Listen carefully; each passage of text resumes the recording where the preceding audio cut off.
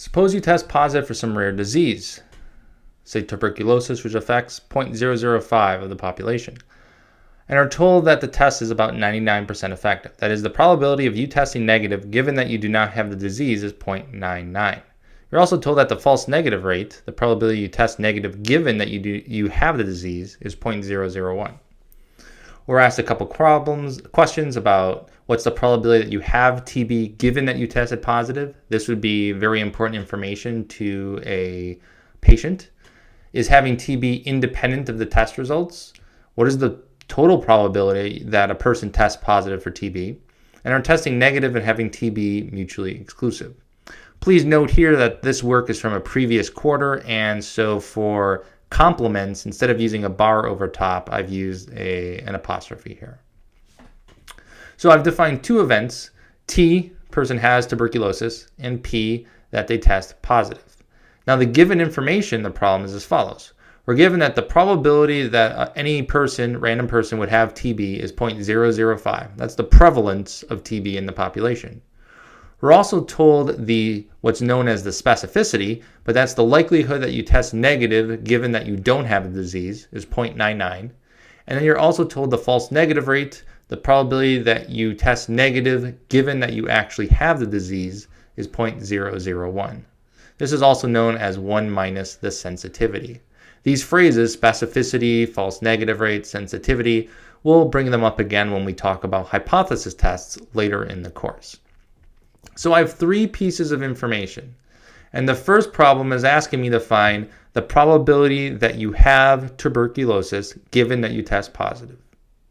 And by definition, to find that probability, you have to find the probability of having TB and testing positive divided by the total probability of testing positive. So the idea for a tree diagram is as follows. Since my given information is conditioned on the test results, not on the test results, on whether or not a person has TB or not, that's going to be the first stage of my tree diagram. So in the top stage here, I have the probability of someone has TB is 0.005. Down here has to be the complement. So that would be the probability of not having TB.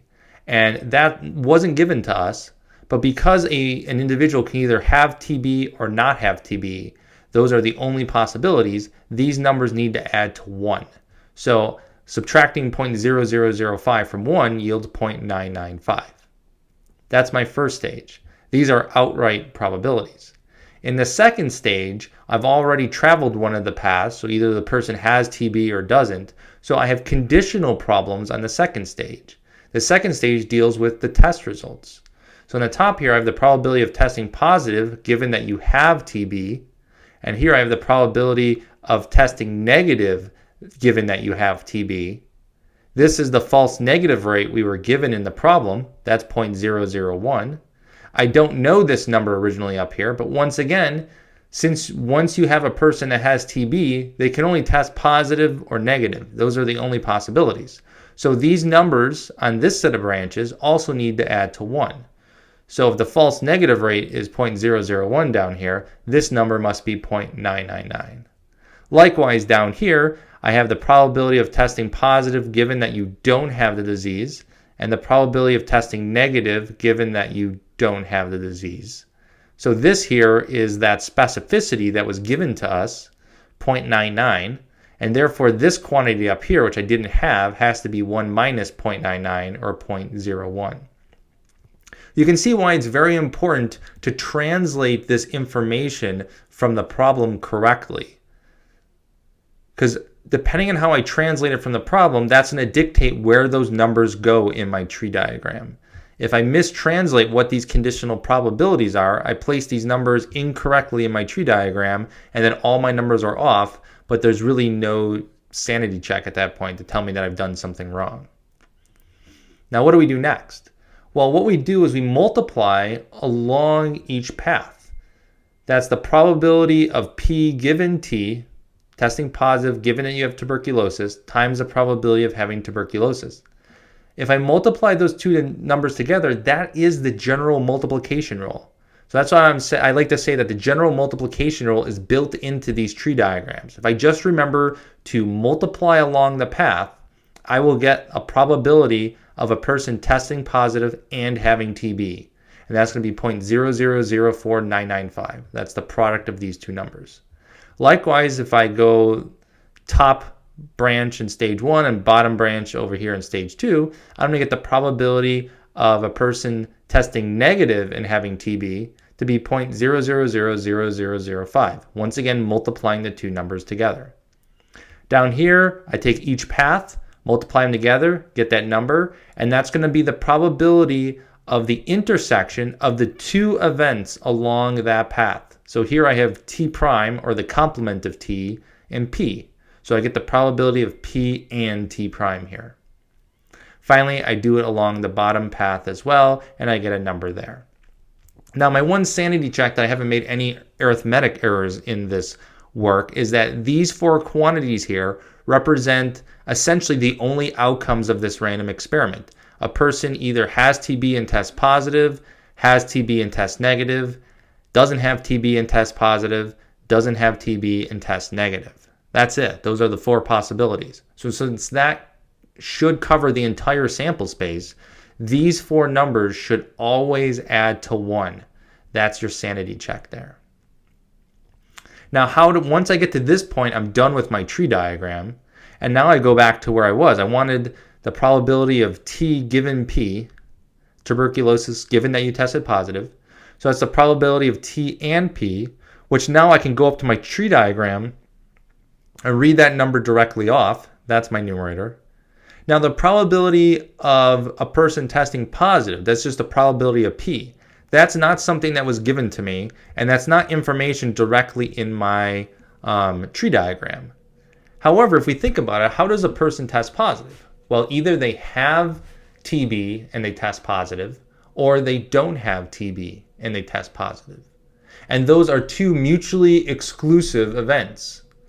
So what I do here is to find the probability that a person tests positive, I go and find the probability that they test positive and have TB, take that number, and add it to the probability that they test positive and they don't have tuberculosis. That's this number. So I put that sum down here.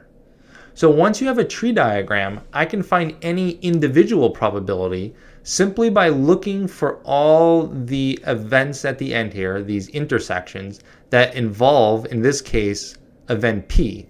So I don't want to do P prime and P prime here, but I want this guy and this guy. And those are the two numbers I add down here. So in the end, when I plug everything into the calculator, I get that the probability of a person having TB, given that they tested positive, is actually only 5%. Now, why is it so low? You say, well, they tested positive. Well, there is a very low prevalence of TB in society, and these are not 100% and 0% here. So in this case, I still have a very low probability of having tuberculosis. I would need to go get some further tests that might be more invasive or expensive or painful, but that would give me more information concerning whether or not I actually have TB. Now, question 2 talked about independence. Is testing positive and having TB, is that independent or dependent, I believe, up here? Yeah, is having TB independent of test results? Now, you could say, well, of course, your test results, you get positive or negative, and you could have TB or not have TB, so why would test results affect the likelihood of you actually having or not, things like that. You don't want to make any arguments just without using math. That's the one thing I want to warn students against. Just because you think you might be able to argue something like, oh, gender should have no effect on whether or not they purchase a foreign-made car or an American-made car. You're working with the numbers given to you. That's what you have to work with. So here, I use the definition of independence. I find the two individual probabilities. One was given to me and the other one I already calculated down here in this denominator. Multiply them together, and I see that's not equal to the probability of testing positive and having TB, which is this 0.004995 up here. Since those two numbers aren't the same, those events are dependent. Now we're also asked about the probability of a person testing positive. We actually already calculated that up here. It's the sum of these two quantities in the denominator. So that's 0.01. So about 1% of the population will test positive. Finally, question D asked, are testing negative and having TB mutually exclusive?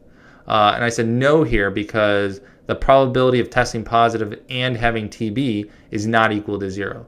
If testing positive and having TB were mutually exclusive, then this intersection would be the empty set, and then the probability of that empty set, which is also known as the impossible event, would be defined to be 0. That's one of those rules of probability that we have. And actually, now that I think about it, it says testing negative and having TB mutually exclusive. I wrote P intersect T. So really this should be P prime intersect T. And if I go up to my table here, here's the probability of P prime intersect T. It's still not equal to 0. It's close to 0, but it's not equal to 0. So -1 for me here. But still, the answer would be no, the events are not mutually exclusive.